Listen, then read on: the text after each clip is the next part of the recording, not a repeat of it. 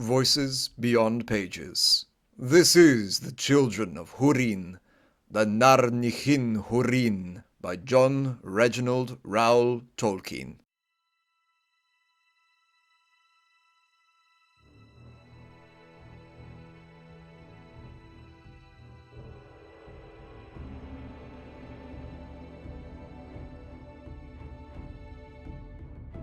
Chapter 12.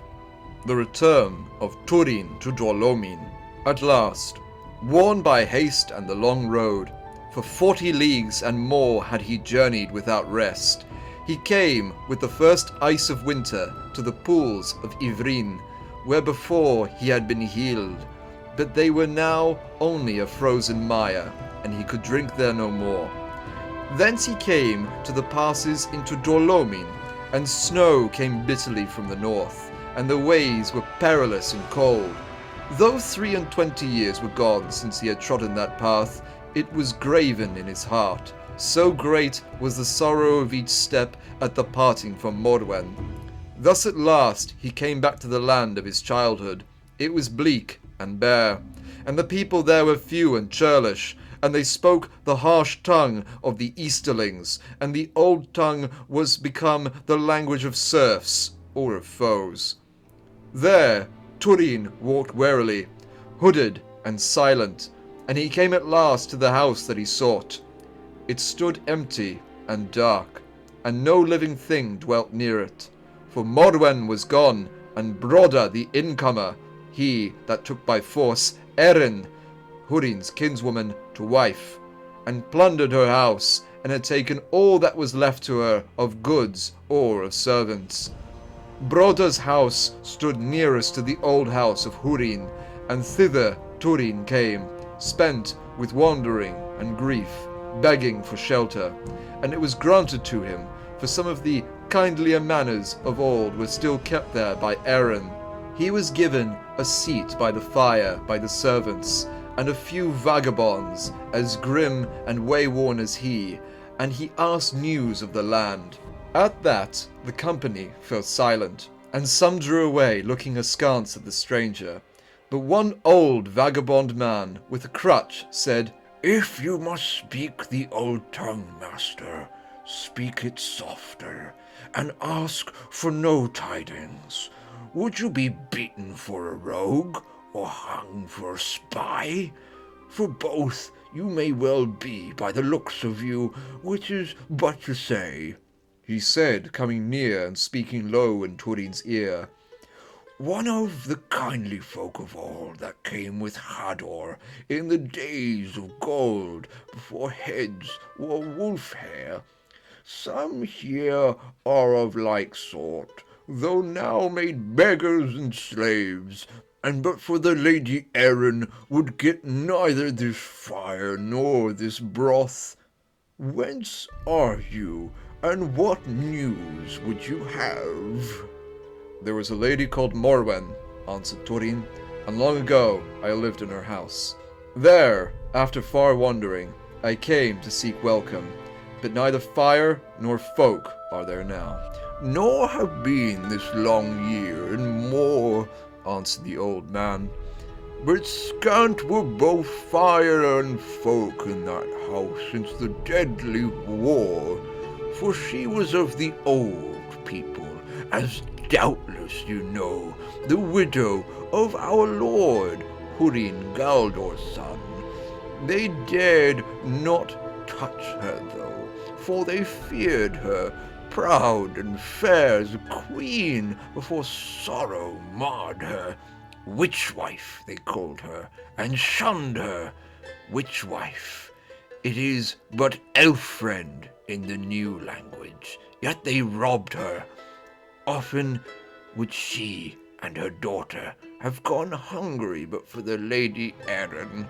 She aided them in secret, it is said, and was often beaten for it by the churl Broda, her husband by need."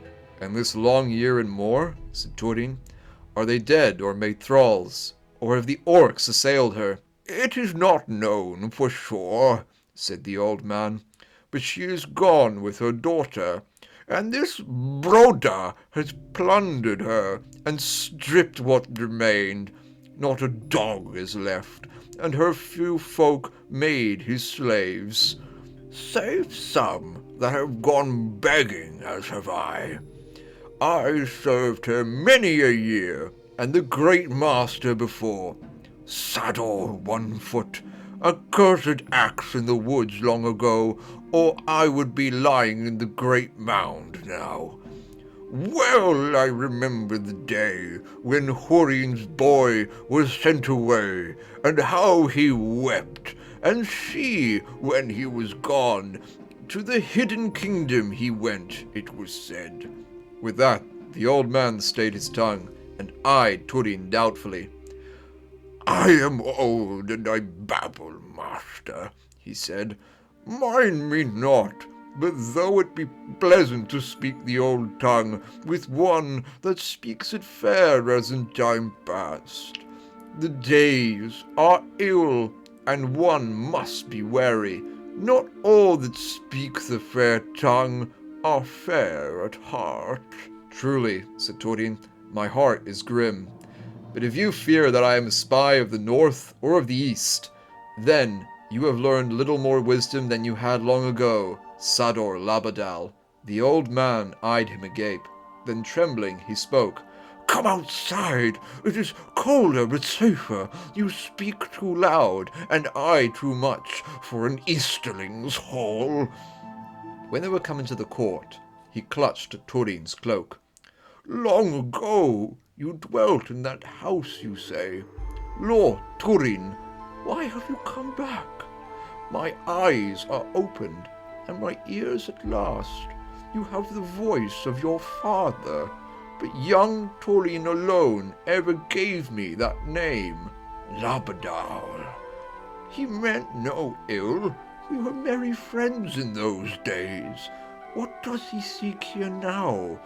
Few are we left, and we are old and weaponless. Happier are those in the great mound. I did not come with thought of battle, said Turin, though your words have waked the thought in me now, Labadal. But it must wait. I came seeking the Lady Morwen and Nienor. What can you tell me, and swiftly? Little, lord, said Sador. They went away secretly. It was whispered among us that they were summoned by the Lord Turin, for we did not doubt that he had grown great in the years, a king or a lord in some south country. But it seems this is not so. It is not, answered Turin. A lord I was in a south country, though now I am a vagabond. But I did not summon them. Then I know not what to tell you, but the Lady Erin will know, I doubt not. She knew all the counsel of your mother. How can I come to her? That I know not.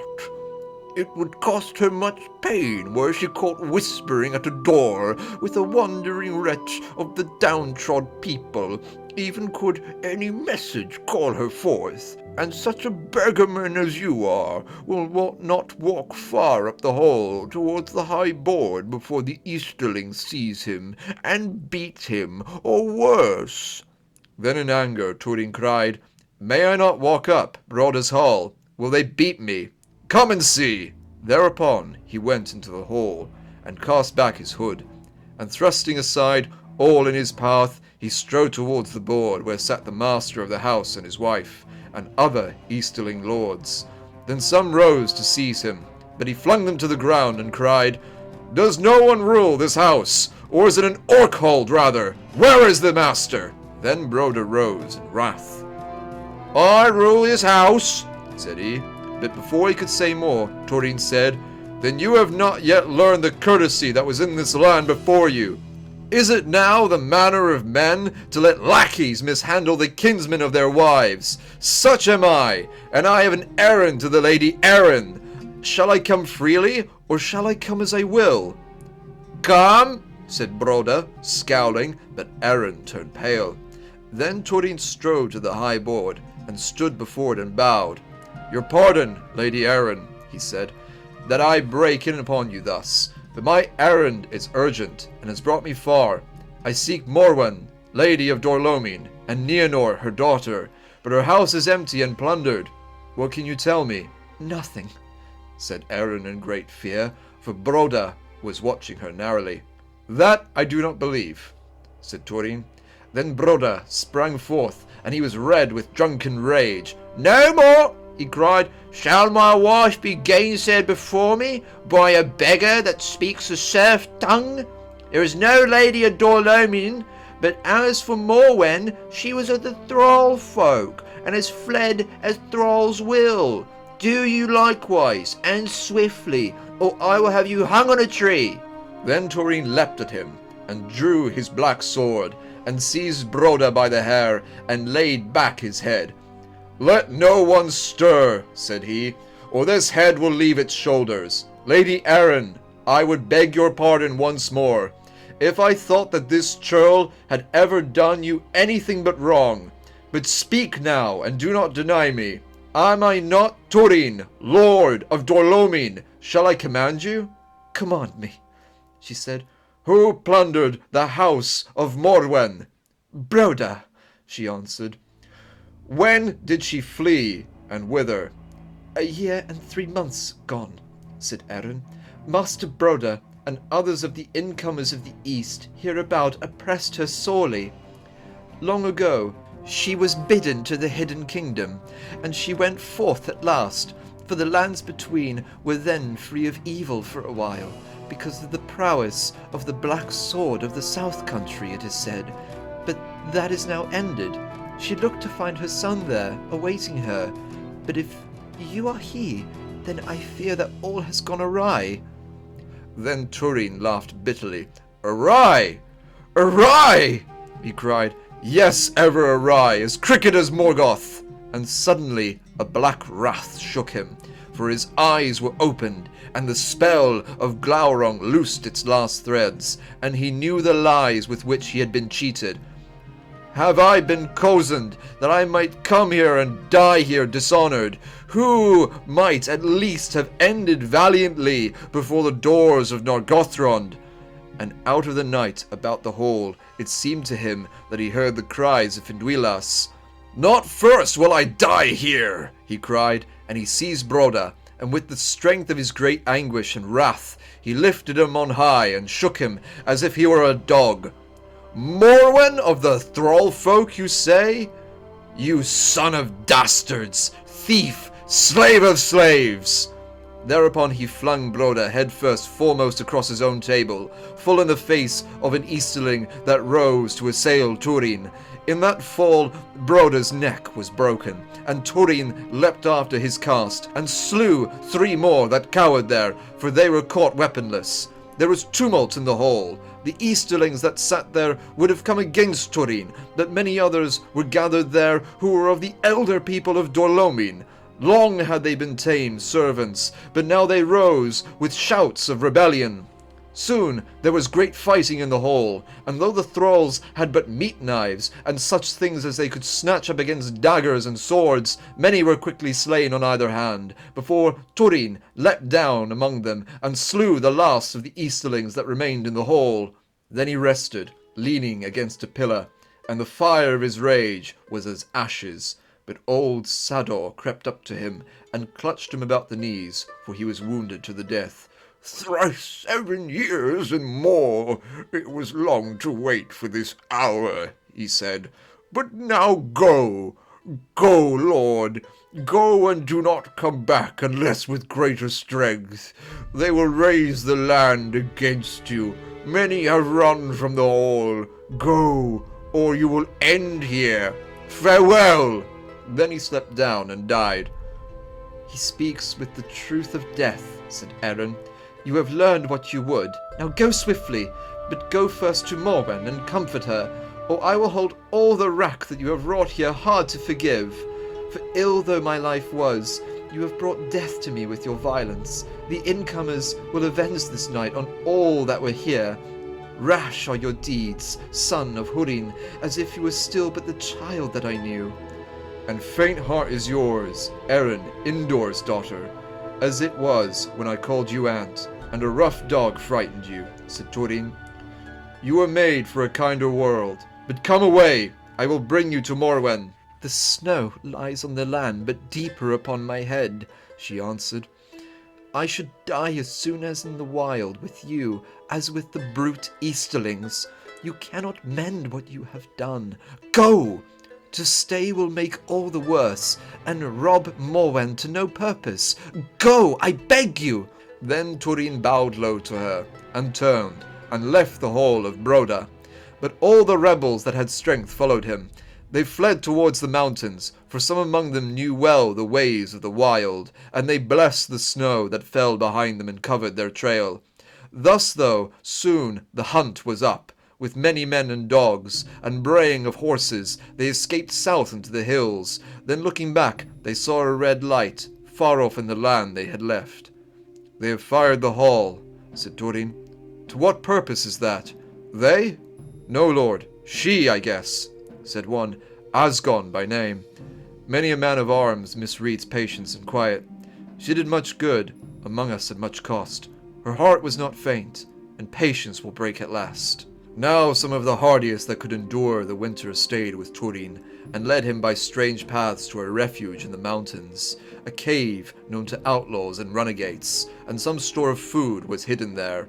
There they waited until the snow ceased, and they gave him food, and took him to a pass little used, that led south to Sirion's vale, where the snow had not come. On the downward path they parted. Farewell now, Lord of Dor-Lomin, said Asgon, but do not forget us.